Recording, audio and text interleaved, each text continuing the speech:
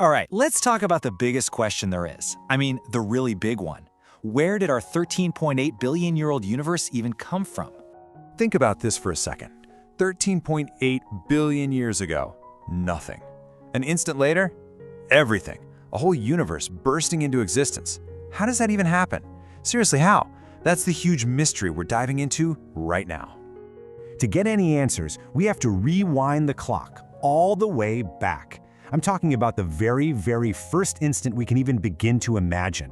It's called the Planck era, and it was unbelievably short. The physicist John Wheeler had this amazing description for it: a quantum foam. Picture this turbulent, bubbling chaos where the rules of space and time just don't apply. You've got tiny black holes and wormholes just winking in and out of existence. It's just wild. And right there, at that very first moment, we hit a massive wall. See, physics has these two powerhouse theories, right? You've got general relativity, that's Einstein's masterpiece for big stuff like planets and galaxies. And then you have quantum mechanics for the super tiny subatomic world.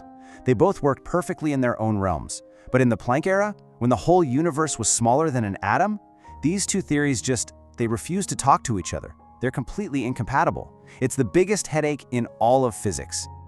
Okay, so let's move just a fraction of a second past that crazy quantum foam. The standard picture we all know comes into focus: the Big Bang. The idea that the universe started hot and dense and has been expanding ever since. It explains a lot. But here's the thing. The more we looked at it, the more we realized the simple Big Bang model had some really big problems of its own. And these weren't small problems. They were massive cosmic puzzles. First up, you have the horizon problem. Why is the universe so incredibly uniform? The temperature is almost the exact same everywhere we look. But wait, places on opposite sides of the sky are billions of light years apart. They've never had time to be in contact, so how did they end up at the same temperature? It makes no sense. And then there's the flatness problem. The geometry of our universe is perfectly flat. The odds of that happening by chance are like flipping a coin and having it land perfectly on its edge. It's so unlikely it feels like something is missing from the story. And then this one physicist, Alan Guth, is up late one night in 1979. He's not even trying to solve these huge problems. And bam, it hits him. He has this incredible eureka moment, and he realizes he stumbled upon one single elegant idea that doesn't just solve the little thing he was working on, it solves the horizon problem and the flatness problem. It solves everything. And that idea? It's called inflation, cosmic inflation. And it completely revolutionized how we think about the very beginning of everything. Okay, to really get a feel for how powerful inflation is, we need an analogy. So just imagine you have a giant sheet of paper, and all we're going to do is fold it in half. Then fold it in half again, and again. Simple, right? So you fold it 10 times. Now that paper is about as thick as your hand. Okay, no big deal. But this is where our brains start to fail us, because this is where exponential growth really kicks in. Now, let's say you could somehow keep folding it. At 42 folds, that stack of paper would stretch from here all the way to the moon. Let that sink in. 42 folds. But we're not done. What if we could fold it 90 times? Which, by the way, is around the number of doublings Good suggested for the early universe. Well, that piece of paper would now be more than 13 million light-years thick. That's bigger than our entire local supercluster of galaxies, from a single piece of paper. Okay, that mind-bending, explosive growth, that is inflation. It's the idea that in a tiny fraction of a second, the universe expanded by a factor of at least an octillion. This wasn't just a lead-up to the Big Bang. This was the bang in the Big Bang. And just like that, those big cosmic puzzles, they just vanish. Remember the uniformity problem? Well, our entire observable universe started as one incredibly tiny, uniform patch that was all connected. Inflation just stretched it out to enormous proportions. And the flatness problem? Same idea. Inflation stretched space-time so ridiculously far that just like the surface of a giant balloon looks flat to an ant on it, our universe looks flat to us. So inflation gives us the shape and scale of the universe. But what about, the stuff? Where did all the matter come from? Let's get into how the first elements were forged in this cosmic kitchen. All right, so imagine this incredible stretching suddenly just stops. All that energy that was driving inflation had to go somewhere, right? It got dumped back into the universe in a process called reheating. And this created an insanely hot, dense soup of fundamental particles. Think quarks, electrons, all the building blocks of matter, just zipping around. And for the first few minutes, the entire universe was like a nuclear furnace. This process, called Big Bang nucleosynthesis, cooked that particle soup into the very first atomic nuclei. And when it was all over, the cosmic recipe was basically set.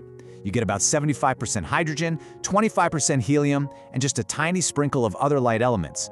That fundamental ratio we see today was locked in right at the start.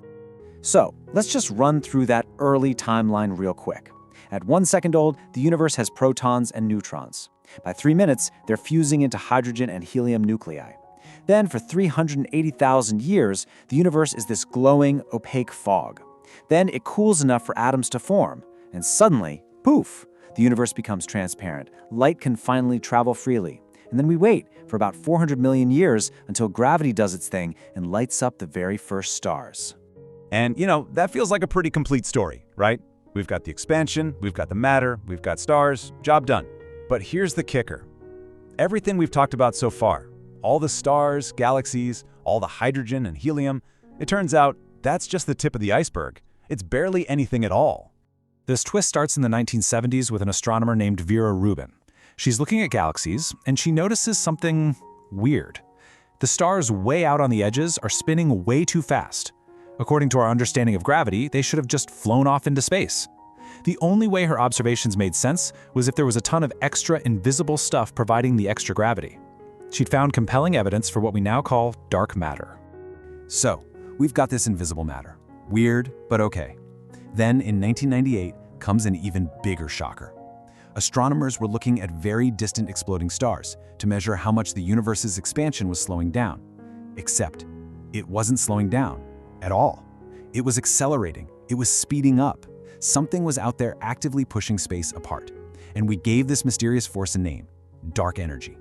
So let's look at the final cosmic inventory. What is our universe actually made of? Well, all the stuff we know, stars, gas, planets, you, me, everything, that's less than 5%. 5.